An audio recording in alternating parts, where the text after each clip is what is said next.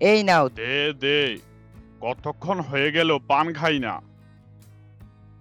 Walk ফু, একই করলি হতচ্ছাড়া। কি হলো দাদু? পানে কতগুলো চুন দিলি, আমার মুখটাই তো পুড়ে দিলি। যা আমার সামনে থেকে। তুমি না বললে বেশি করে চুন দিতে? তাই বলে এত চুন? মুখে চুনের স্বাদ ছাড়া তো কিছুই পেলাম না। এতদিন হয়ে গেল তোকে পান বানানো শিখাতে পারলাম না। দে দে, পানের পাতা আর চুনগুলো আমাকে দে, আমি নিজেরটা নিজেই বানিয়ে খাই। এই নাও, তুমি নিজেই বানাও তোমার পান। এত কষ্ট করে পান বানানোর পরেও তুমি কথা শোনাচ্ছ। আমি খেলতে গেলাম। যা যা, আমার সামনে থেকে দূর হ হতচ্ছাড়া।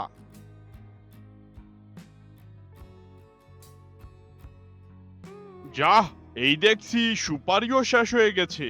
ছেলেটাও মুহূর্তের মধ্যে আমার সামনে থেকে হাওয়া হয়ে গেল। আমার ওই সুপারি আনতে বাজারে যেতে হবে। কি এক জ্বালার মধ্যে পড়লাম রে বাবা। বুড়া তার লাঠি নিয়ে বেরিয়ে পড়ল সুপারি আনার জন্য।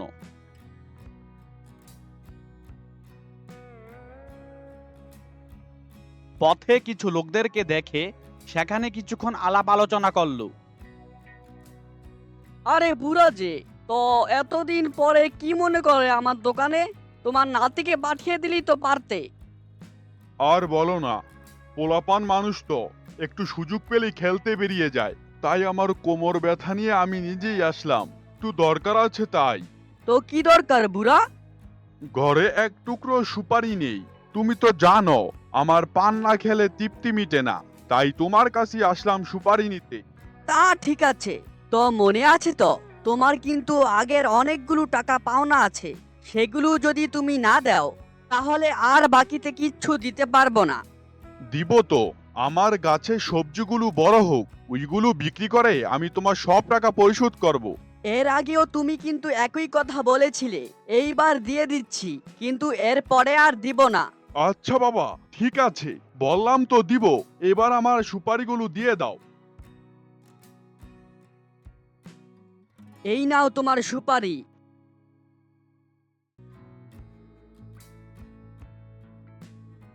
ভাই, আমাকে মিষ্টি জর্দা দিয়ে একটা কড়া কইরা পান বানায় দেন তো। জর্দা কি মিষ্টিও হয় নাকি? এই প্রথম শুনলাম। এই জর্দা নতুন বের হয়েছে বাজারে, খেতে সেই মজা। পানের ভিতরে জর্দা পুরে যখন মুখে দিবে মনে হবে পুরাই অমৃত। সত্যি বলছো? তা নয় তো কি।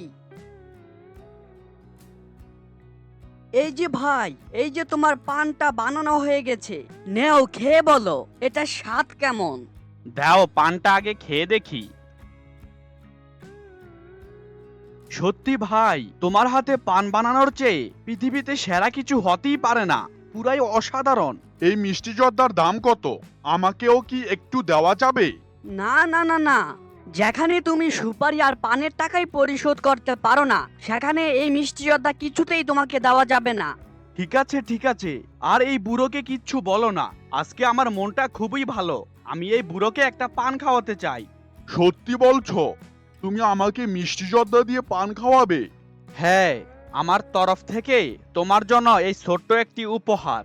এই, তাড়াতাড়ি পানটা বানাও। এই তো হয়ে গেছে, এই নাও বুড়ো তোমার পান। এত মজা পান আমি আমার জীবনে কোনো সময় খাইনি। ধন্যবাদ বাবা, এত টাকা দিয়ে আমাকে পান খাওয়ানোর জন্য। ধন্যবাদ দেওয়ার কিছু নেই। ঠিক আছে, আজকে আমি আসি। আচ্ছা, আসো বাবা।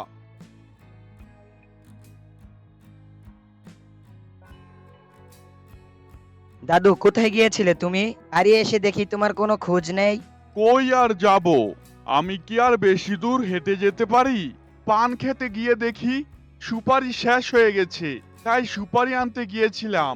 ওহ, তোমার তো পান খাওয়ার সময় হয়েছে। দাও, সুপারিগুলো কেটে দেই। এই নে। ছেলেটি তার দাদুকে পান বানিয়ে দিল। তার দাদু বিরস মুখে পান চিবাতে লাগলো। কি হলো দাদু, তোমার মুখটা এত শুকনো কেন? পান খাওয়ার সময় তো তোমার মুখে আনন্দের ছাপ দেখা যায়, আজ অন্যরকম দেখছি যে।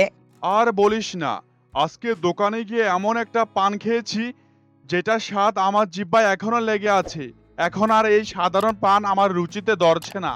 বলো কি দাদু, ওই পানে কি এমন ছিল? মিষ্টি জর্দা, বাজারে নাকি নতুন এসেছে শুনলাম। জর্দা কি মিষ্টি হয়? খেতে কেমন লেগেছে? ওই স্বাদ তোকে বলে বুঝাতে পারবো না, তুই যদি একবার খেতে পারতি তাহলে বুঝতি। কিন্তু যেই দাম, ওই জর্দা দিয়ে এক খেলি পানের দাম 10 টাকা। বলো কি, এত বেশি? তাহলে তো ওই পান আমরা জীবনও খেতে পারবো না। তুমি কিভাবে খেলে এত দামি পান? আরে না, একটা ছেলে এসেছিল, দেখতে ভদ্র সদ্র, ওই আমাকে পানটা কিনে খাওয়িয়েছিল। অনেক ভালো ওই ছেলেটা। আমরা কি কোনোদিনও ওই জর্দা কিনে খেতে পারবো না? দেখি দাদু, কালকে ক্ষেতের সবজিগুলো তুলবো, ওইগুলো বিক্রি করার পর বুঝবো কিনতে পারবো কিনা। এমনিতেই দোকানে অনেকগুলো টাকা বাকি পড়েছে। ঠিক আছে, কাল দেখা যাক কি হয়।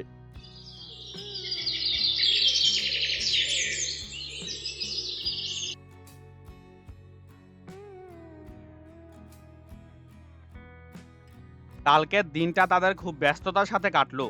সবজিগুলো বিক্রি করার পর, সবার পাওনা টাকা পরিশোধ করার পর মাত্র একটি কয়েন অবশিষ্ট রইল।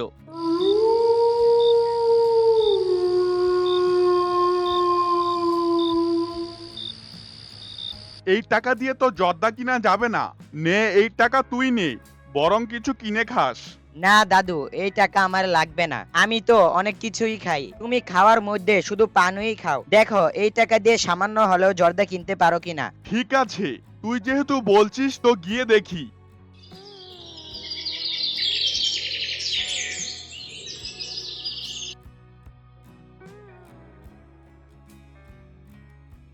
বলো তোমার কি লাগবে? ওই দিন তোমার নাতি এসে সব টাকা পরিশোধ করে গেছে। এখন চাইলে তুমি বাকিতে নিতে পারো। না না, বাকি নিতে আসিনি। এই একটি কয়েন দিয়ে আমাকে একটু মিষ্টি জর্দা দাও। বুঝেছি, ওই দিনের পান খাওয়ার পর থেকেই তোমার মিষ্টি জর্দার প্রতি একটা লোভ জেগেছে। এই টাকা দিয়ে তো এক চিপিও জর্দা পাবে না। যেইটুকু পাবো ওইটুকুই আমাকে দাও। আচ্ছা দাঁড়াও, আমি দিচ্ছি। কি হলো, এত দেরি করছো যে? মিষ্টি জর্দার সব কৌটাই তো খালি হয়ে গেছে। কখন যে খালি হলো টেরই পেলাম না। এই জর্দাগুলো তো শহর থেকে আনতে হয়। তোমাকে খামাখা দাঁড় করে রেখেছি। ও আচ্ছা, ঠিক আছে, আমি তাহলে বাড়ি চলে গেলাম। ওগো শুনছো, ওই জুপের ধারে নাকি একটা কুয়া আছে। সেখানে নাকি পয়সা ফেলে তুমি যাই বলবা তাই মনের ইচ্ছা পূরণ হবে। তুমি আমার বউ হয়েও এসব কথা বিশ্বাস করো? বিশ্বাস করো আমার কথা। চলো এখান থেকে তাড়াতাড়ি চলো, কাজ আছে। আমিও ছোটবেলায় অনেক শুনেছি এই কুয়োর কথা। দেখি গিয়ে ওই কুয়োটা এখনো আছে কিনা। যদি ওই কুয়োটা পাই তাহলে আমার হাতে এই কয়েনটা ফেলে দেখবো আমার মনের ইচ্ছা ওই কুয়োটা পূরণ করতে পারে কিনা। বুড়া জুবজারের পাশে ওই কুয়োটা খুঁজে পায়। কুয়োটা খুঁজে পেয়ে সেখানে গিয়ে কয়েনটা ফেলে তার মিষ্টি পান খাওয়ার ইচ্ছার কথাটা বলে এবং সেটা পূরণ হওয়ার আশায় সেখানে কিছুক্ষণ দাঁড়িয়ে থাকে। দূর হ, কেন যে মানুষের কথায় বিশ্বাস করতে গেলাম। এখন আমার এই কয়েনটা ফাও ফাও জলে গেল। এই কয়েনটা থাকলে আমার নাতি কিছু কিনে খেতে পারতো। শুধু শুধু এখানে দাঁড়িয়ে সময় নষ্ট না করে বাড়ি চলে যাই। তোমার ইচ্ছে পূরণ না করেই চলে যাচ্ছ? আরে, একটা শিয়াল আমার সাথে কথা বলছে। আমি চোখে ভুল দেখছি না তো? না না, তুমি ঠিক দেখছো। আমি তোমার ইচ্ছার কথা শুনেছি।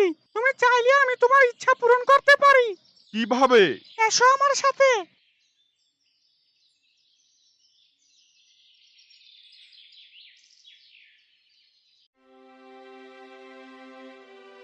তুমি এটা কার বাড়িতে নিয়ে আসলে আমাকে?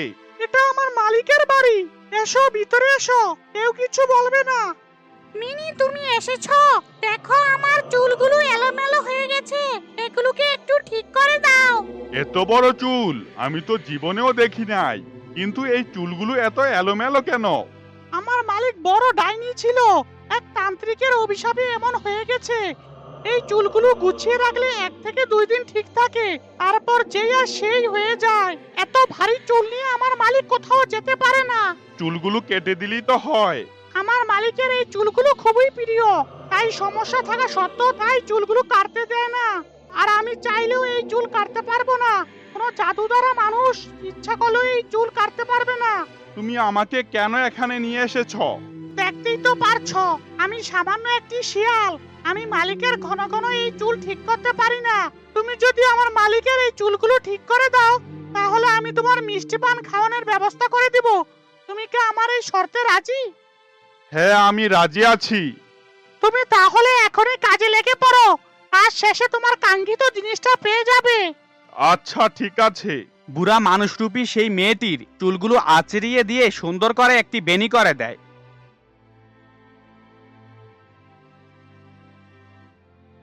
এবং তার সামনে একটি আয়না ধরে।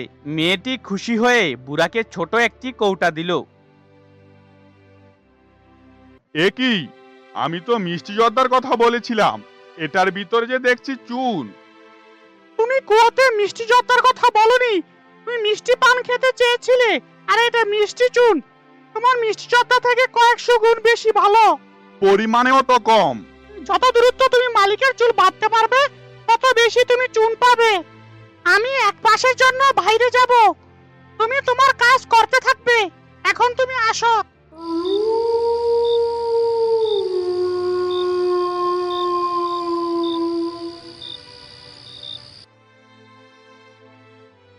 দাদু, এই মিষ্টি চুন দিয়ে পান খেতে তো অনেক মজা। এই নাও, খেয়ে দেখো। আসলেই তো অনেক মজা। মাত্র 2টি পান খেয়েই তো চুন শেষ হয়ে গেল। এরপর থেকে তুমি ওই মেয়ের তাড়াতাড়ি চুল বাঁধবে, তাহলে আরো বেশি চুন পাবে।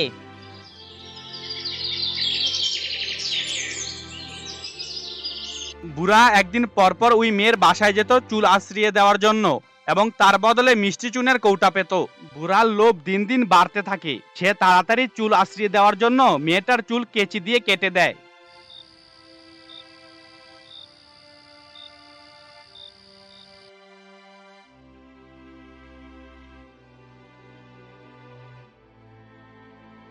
মালিক, আমি চলে এসেছি।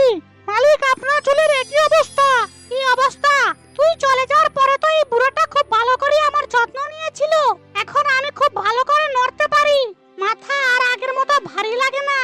মালিক, আপনি লাস্ট কবে আপনার আয়নায় চুল দেখেছেন?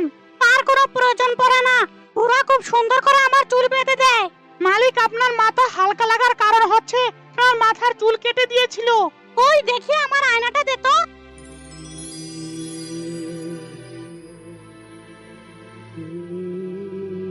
সত্যি তো?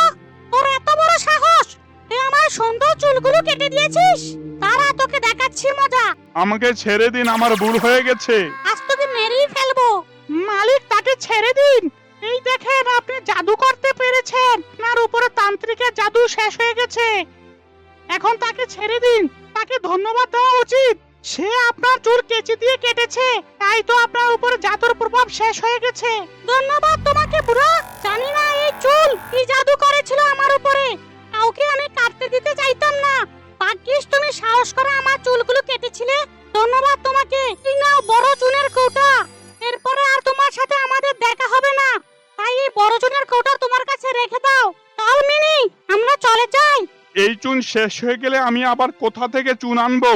আড়ালে এসো, তোমার সাথে একটু কথা বলি। তুমি লোভ করতে গিয়ে একটুর জন্য প্রাণ হারাতে বসেছিলে। আর লোভ করিও না, লোভে পাপ, পাপে মৃত্যু।